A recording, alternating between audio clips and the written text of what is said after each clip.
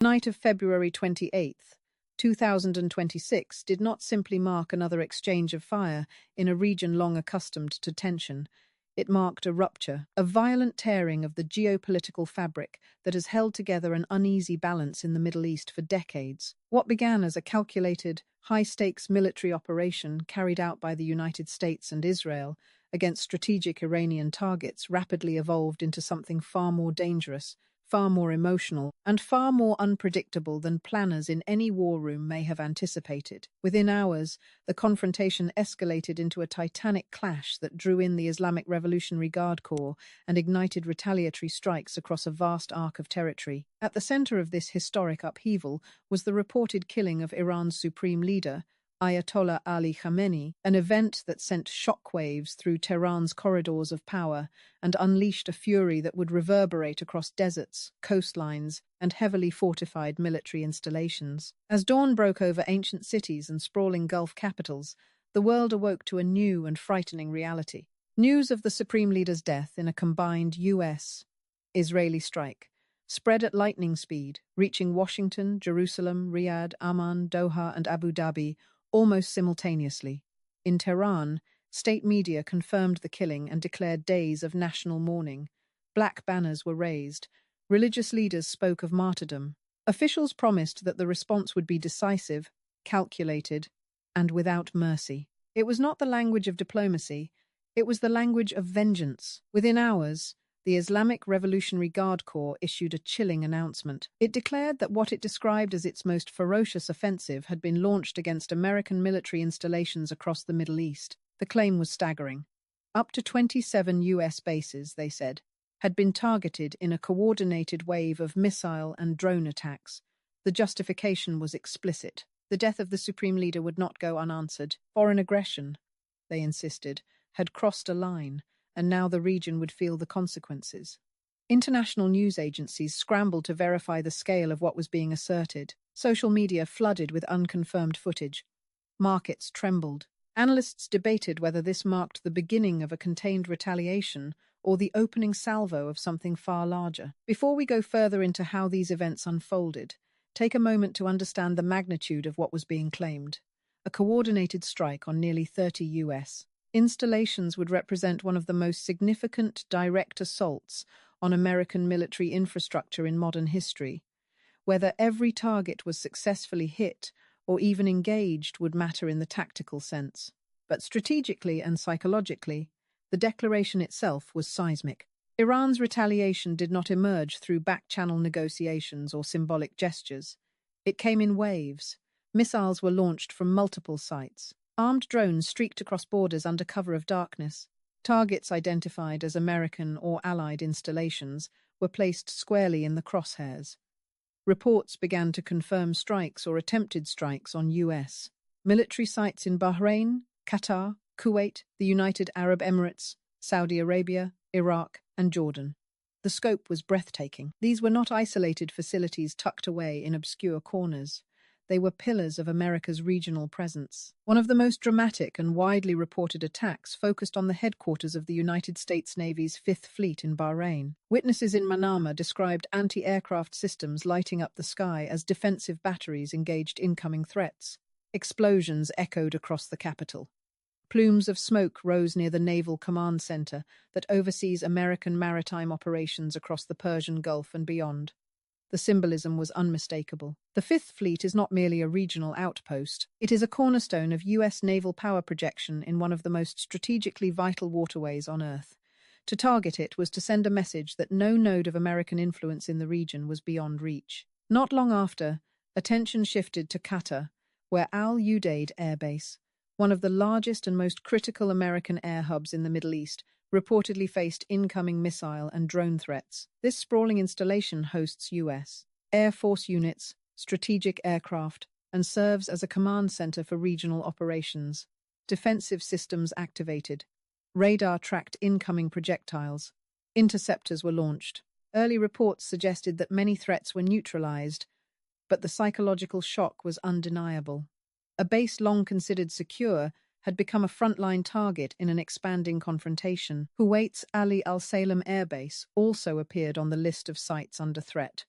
Radar systems reportedly detected missiles before air defenses engaged them in the skies above. Even where interceptions were successful, the mere act of targeting such installations represented a dramatic escalation. Al Dhafra Air Base in the United Arab Emirates, another key facility hosting American and Allied aircraft, saw its defensive systems illuminate the night as operators worked to shield the installation from potential impact. The pattern was unmistakable.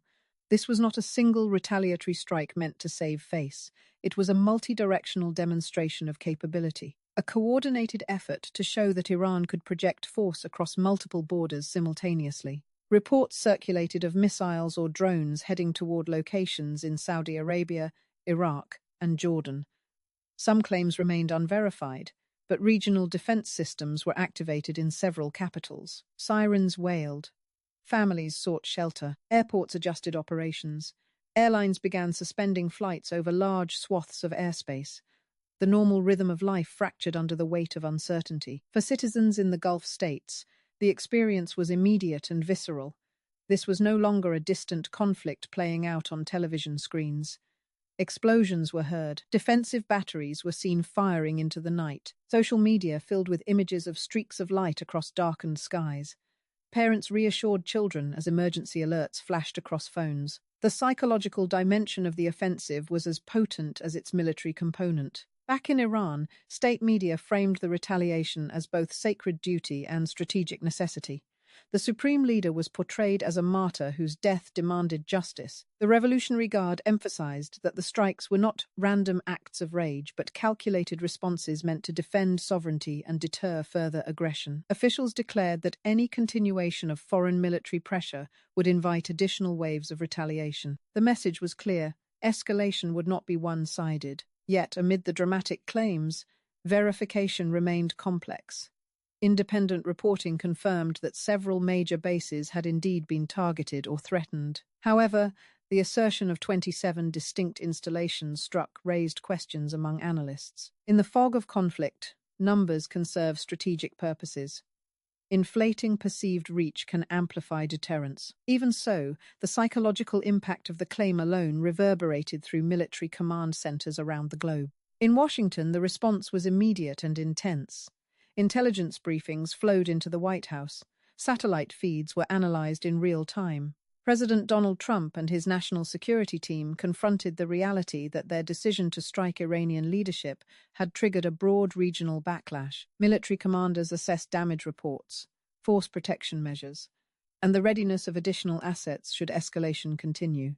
Every minute felt consequential. Allies reacted with a mixture of solidarity and concern. Some leaders defended the original action against Iran, citing long-standing anxieties about missile development and nuclear ambitions. Others warned that the situation had spiraled beyond predictable parameters. European and Asian capitals called for restraint. Emergency diplomatic communications intensified. The fear was not merely of continued missile exchanges, but of miscalculation. In an environment saturated with tension, a single misinterpreted signal could widen the conflict dramatically. Saudi Arabia publicly condemned the Iranian strikes on Gulf territory and expressed readiness to coordinate defense measures with partner nations. The kingdom's leadership engaged in urgent outreach, emphasizing unity in the face of what it described as destabilizing aggression. Smaller nations hosting American troops faced difficult calculations. Their strategic partnerships brought security benefits, but now also exposed them to direct risk. Global markets reacted with volatility. Oil prices fluctuated sharply amid fears of supply disruptions in one of the world's most critical energy corridors. Airlines rerouted or cancelled flights. Investors sought safe havens. Defense contractors watched developments closely, anticipating potential long-term shifts in procurement priorities. For American service members stationed at the targeted bases, the stakes were personal. Official statements indicated that layered defense systems had intercepted many incoming threats.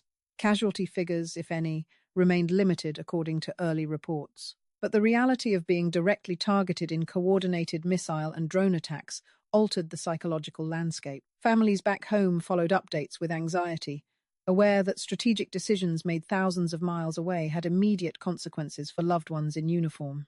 Iran's leadership insisted that the retaliation was calibrated, not reckless. Officials argued that decades of perceived interference and pressure had culminated in a moment where sovereignty had to be defended visibly and forcefully. They framed the strikes as signals designed to restore deterrence rather than provoke endless war. Whether that signal would be received as intended remained uncertain. As night fell again over the Gulf, the region felt like a tinderbox. Defensive systems remained on high alert. Diplomatic channels worked overtime. Military planners evaluated contingencies that only days earlier seemed theoretical. Analysts debated whether the confrontation would plateau into a tense standoff or escalate into sustained conflict, drawing in additional actors. The death of a leader had set off a chain reaction that blurred lines between retaliation and escalation, between targeted operations and broader war. Each side believed its actions justified. Each government calculated risks through its own lens of history, security, and political survival. Meanwhile, ordinary people across multiple nations endured the stress of sirens, uncertainty, and disrupted lives. These events are more than a sequence of missile launches and defensive intercepts. They are a reminder of how fragile geopolitical equilibrium can be once direct confrontation replaces shadow conflict. The claimed attacks on 27 bases, whether fully verified or not, have already reshaped perceptions of vulnerability and deterrence in the region. Military infrastructure, once assumed secure, now carries visible question marks. What happens next will depend on decisions made behind closed doors, in command rooms illuminated by screens tracking trajectories and probabilities. It will depend on whether diplomatic efforts can gain traction before momentum favors further retaliation. It will depend on restraint, calculation, and perhaps a measure of humility from leaders facing immense pressure. For now, the Middle East stands at a crossroads between escalation and de-escalation. The instruments of war have been unsheathed. The consequences are unfolding in real time. And as the world watches, holding its breath, one truth becomes clear. The events of February 28, 2026 have already altered the strategic landscape in ways that cannot easily be reversed. Stay tuned, because this story is still being written, and the next chapter could redefine the balance of power for years to come. The dawn after February 28, 2026 brought no relief. If anything, it magnified the precariousness of the moment. Across the Middle East, the aftershocks of the initial strikes and Iran's retaliatory operations reverberated like a tremor, revealing the fragility of regional stability. Reports trickled in of continued skirmishes, anti-air defenses engaging incoming missiles, and the tense posturing of troops across multiple countries. For every U.S. installation that survived the initial waves, questions loomed. How many more could withstand the next? How long before the confrontation spread beyond borders already aflame with tension? The psychological impact on military personnel, their families, and civilian populations was immense. Every siren, every intercepted projectile, every flash of radar on a monitor reminded everyone that this was no abstract war. It was immediate, it was tangible, and it was relentless.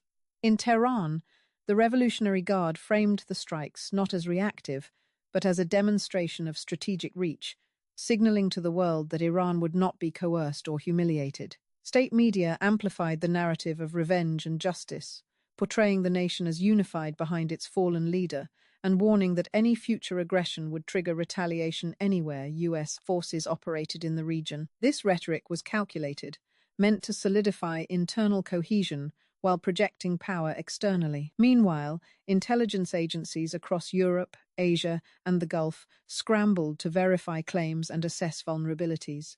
Every report, every video, every intercepted communication was scrutinized for insight into the true scale of the Iranian offensive. Analysts debated the difference between claimed targets and verified ones, understanding that perception often carries as much strategic weight as reality in modern warfare. Back in Washington, President Trump and his national security team faced a cascading set of crises. Commanders briefed him on potential contingencies, while diplomats engaged in frantic outreach to allies, seeking coordination, clarity, and the containment of panic. The political calculus was immediate.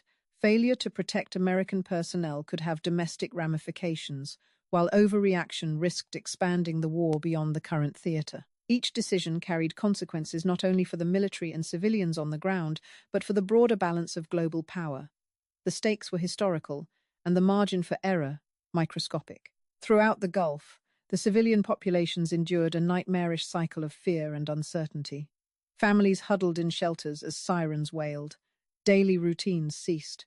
Flights were cancelled, trade slowed, and markets reacted violently. The world began to grasp that this confrontation was no longer a localized military strike, but a full-blown crisis with global ramifications. Oil prices spiked, shipping routes became precarious, and international investors re-evaluated risk in real time. The reverberations of one targeted military action had cascaded into a crisis affecting energy, finance, and security on a planetary scale. The tactical outcomes of the retaliatory strikes, while still being confirmed, already reshaped strategic thinking.